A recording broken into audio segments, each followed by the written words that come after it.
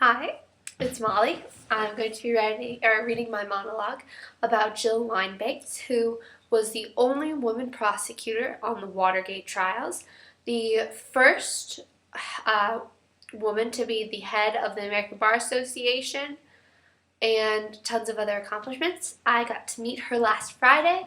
She's a fantastic woman, quite inspiring, someone I definitely would strive to be like in my future. And so this is a monologue about feminism a little bit, sexism in the legal system, and her experience as a woman in a field dominated by men. I'm going to start off with a little bit, and there's three characters. There's the ABC reporter, the other prosecutor, Rick Benveniste, and then Jill, Mrs. Wine-Banks, who was originally Jill Wine-Volner.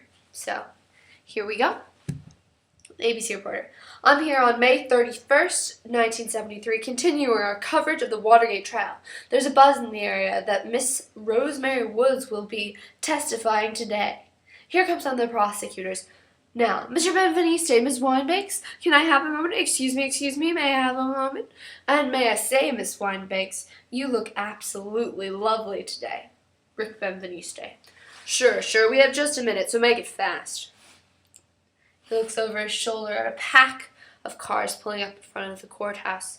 It's a bright day, and the sun is radiating on the pavement of the wide courthouse steps.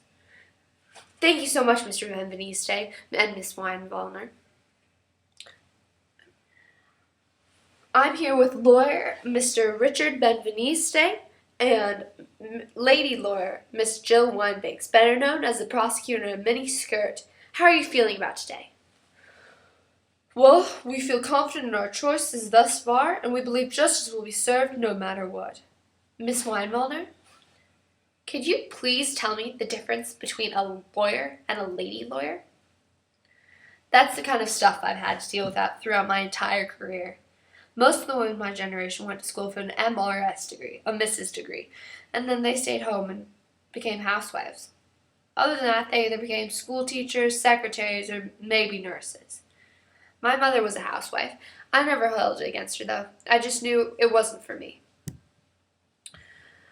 I had always been outspoken and involved in anything and everything.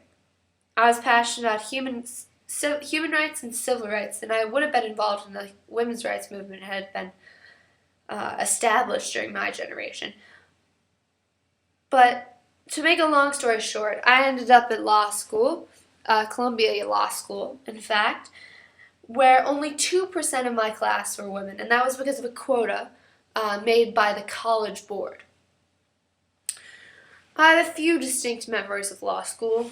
The first was that on my first day of school, a young man comes up to me, right in my face, and he says, "You're taking a man's place, and he's going to die in Vietnam because of you."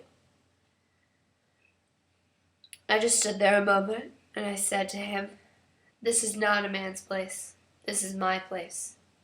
That moment stuck through me throughout my entire career. I think that is something that drove me to do better and to prove them wrong. Being a woman in this field, you have to work twice as hard to just show that you're half as competent as a man. Very few people supported my endeavors to become a lawyer and go through law school. I had this one professor, a man. He seemed ancient to me at the time, but he was probably only 50 or so. And he used to make the women stand on their desks because he said that women couldn't be heard. Is that just not the most absurd thing you've ever heard? Truly and honestly. And as I said before, I'm not quiet. So, Professor, why would you make me stand on a desk? The same professor and other students and other professors didn't believe I could do it. They said I would never practice because I was a woman. And that's the only reason. Not because I wasn't smart enough or because I didn't work hard enough or because I wasn't anywhere near as worthy of the job as a man, but it was because I was a woman. In some of my first interviews, they asked me things like, "What kind of birth control are you on? And do you plan to have a family?" Those are the questions I got when I was trying to be a state attorney. But did I prove all those people wrong? I sure did. I'm proud of my accomplishments. I'm not going to sell myself short. I was chosen at age 30 to be the only woman of 3 prosecutors in the Watergate trials arguing against the President of the United States. I remember every detail of the case, right down to what I was wearing. But if I couldn't remember, I could just look at any of the hundreds of pictures taken of me during that year. You see, when the newspapers would cover me, they would say, Jill Wine-Wallner in a pink miniskirt. But they would never say, Rick Benveniste, today wearing a pinstripe suit. I mean, pictures of me were full length, while the men were just headshots. And that's just how it was.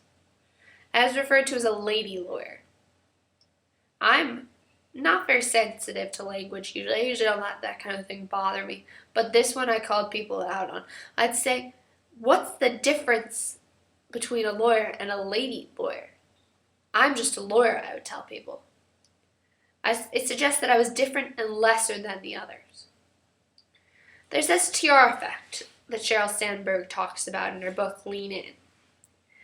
She says that women expect their good work to be recognized, whereas men go in and ask for that raise.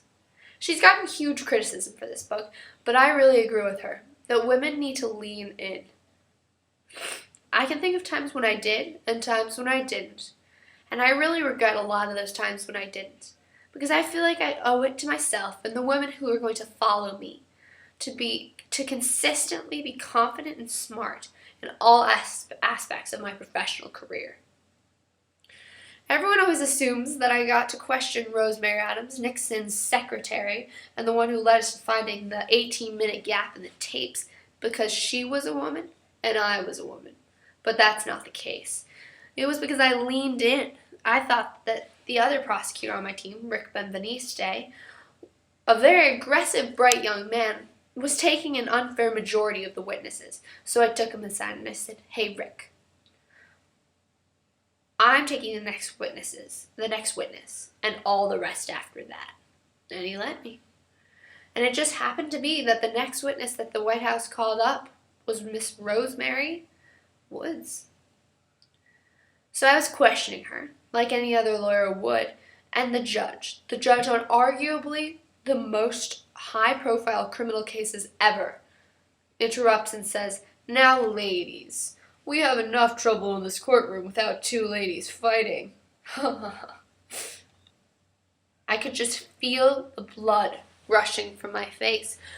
But what was I going to do? He was the judge. I didn't want to throw away this case or my whole career over a silly, chauvinistic comment like that.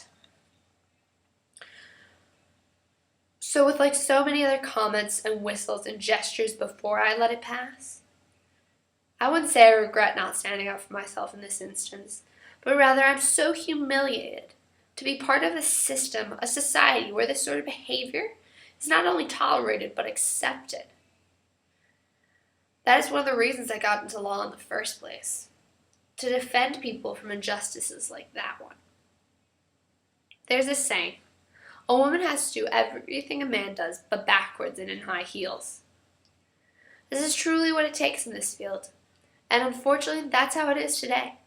Though people might not outright be taking your elbow and leading you up the steps or asking you what your family plans are when considering to hire you,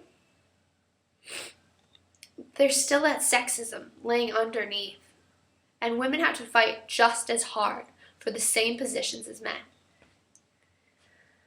I wouldn't change anything about my life. I had the most remarkable experiences, and I got to work with the most amazing people. But my very greatest accomplishment is that though I might have been sometimes, and often was, the first in a field, I'm not the last. And when my successors are women, that means I must have done something right.